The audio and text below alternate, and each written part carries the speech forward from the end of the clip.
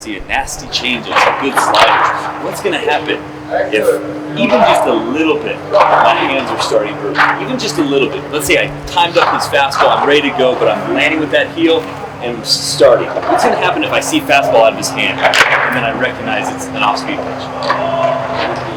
Yeah, I'm just going to be early.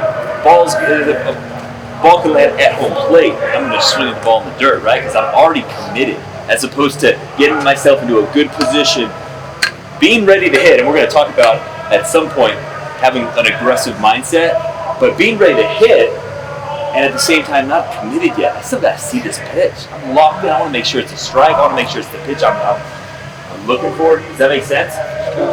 So in our launch position, as we work on this, I really want us to think. We want our knob to who? Yeah, a lot of guys are knob to the catch. It doesn't have to be perfect, but again, you'll see big league hitters. Like I'm going to pull up a couple guys right here, Mike Trout and Buster Posey. Most guys, they don't have the exact same stance. You watch a Rockies game, you're going to see 9 different hitters up there, and they all look totally different. Some guys are open, some guys are wide, some guys are here, some guys have leg kicks, some guys aren't striding at all. So we're not going to tell you exactly where you have to be, although Matt is going to talk to you about what your posture needs to look like.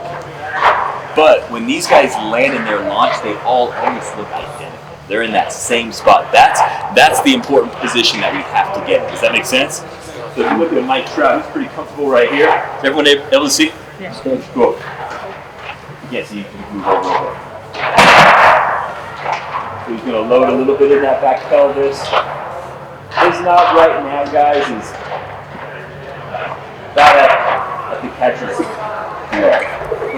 He's a guy who's already pretty back, right? You watch a Trout, he takes a leg kick. His hands haven't moved at all yet.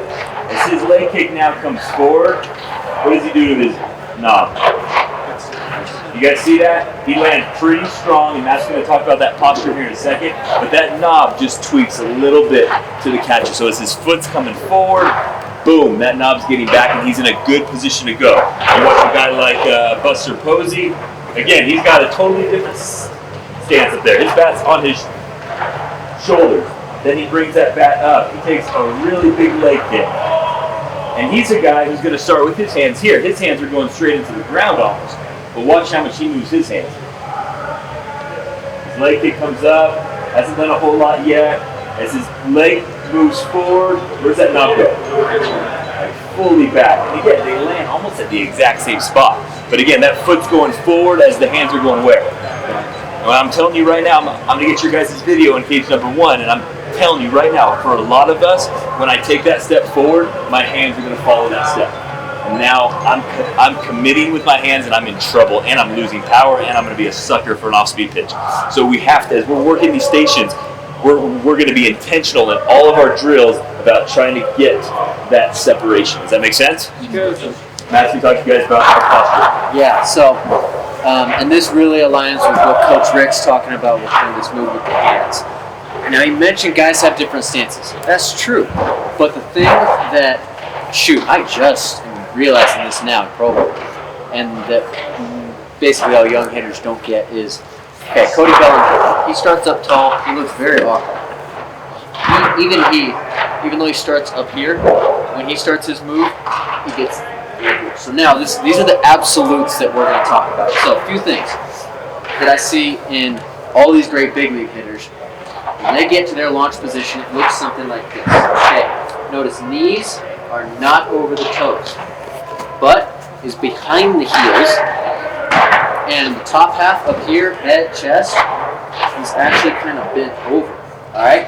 Now also notice, I can pick my toes up off the ground. I'm not falling over on my toes. I got my weight firmly planted back in here on my feet.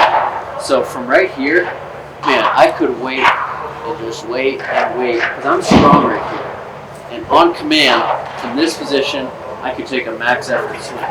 Now, what I see a lot of young players do, and I see this in their stance, and they stay in these positions as they start to swing. So, look at the same check points. Okay, it looks more like this. Okay, notice knees over toes, but in line with heels. Top half straight up tall, and then the bat is pretty flat right here. So you guys notice Buster Posey. He starts kind of like this, but what Posey does in his move, and this is what, again, another thing that all these great hitters do, when they start, they get their bat head pointed more up to the sky. The reason for that is when the bat is flat like this, okay, and I go to swing, this thing is stuck behind my body. From here, you can't help but get your shoulders, your chest involved just to bring it through. So now you've got some of this action going on. The path is kind of around the ball and down on it. It's going to lead to a ton of rollovers and pop-ups. Not fun outcomes. But when we get the bat pointed more up to the sky, now when we start to swing, gravity is on free. So now that head barrel here is going to drop into the hitting zone super deep. So now basically from back here, I can make contact. I can be super late, still make contact. I'm still late. Now I'm on time. Now I'm early. Now I'm super early. I got so much room to make quality contact. And the whole time, my path is still extending out that way, which is ultimately where we want to deliver all of our force. So just to recap, I know that's a lot of things we just talked about, and I'll remind you when you get to my station, but the things starting from the ground up. Okay, knees back, not over the toes. Butt back behind the heels. Top half, look bent over, and then your barrels, I want to see him get up. On real quick. Guys, get that position again.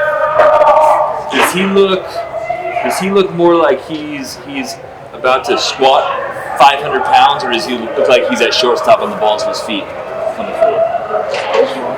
What? Yeah, he is good. His handies. Guys, a lot of us, we're so much on the balls of our feet that we're not using our big boy muscles. We're hitting with our quads and our calves. We want our glutes and our hammies involved. So when Coach is talking about you can get your toes up and really get your heels in the ground, we're not saying be flat-footed, but we don't want you on the balls of your feet. Does that make sense? So he gives a good illustration there of like squatting.